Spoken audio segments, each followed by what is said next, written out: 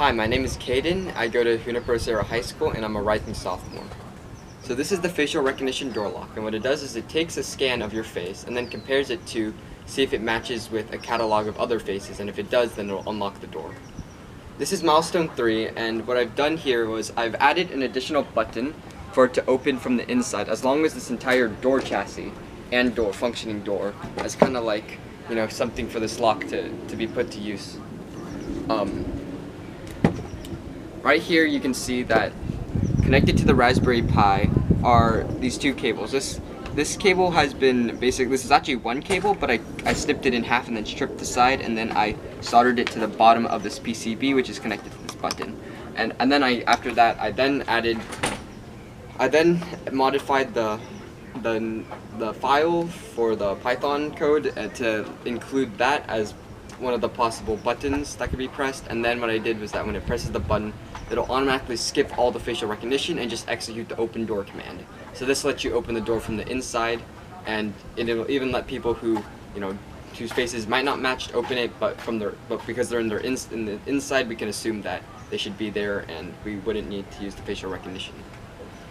I also built this entire door chassis, which actually took quite a while. I started with taking a bunch of, I think this is 2 by 1.5 planks of wood. I'm not exactly sure, but I cut them into about proportional sizes to what an actual door would be. And then I took a piece of MDF and I cut it to the size of the door. But there were some issues because the hinges need a little bit of space right here, as you can see. And so I had to actually file down it quite a bit. So that was definitely a little annoying.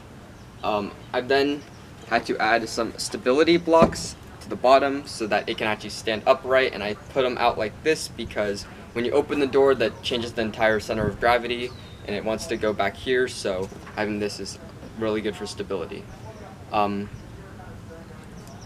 can also see how I've mounted all this. It's mostly just wood glue or super glue.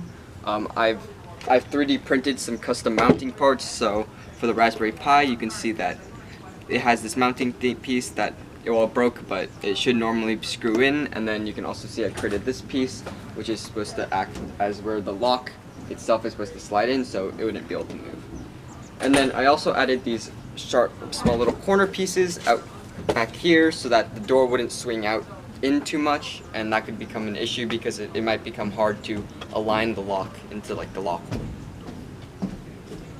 I enjoyed kind of just doing the woodworking and kind of going off doing my own thing, and also kind of coding, figuring out how to add an additional button. All of that was really enjoyable. I think I struggled the most with the 3D modeling.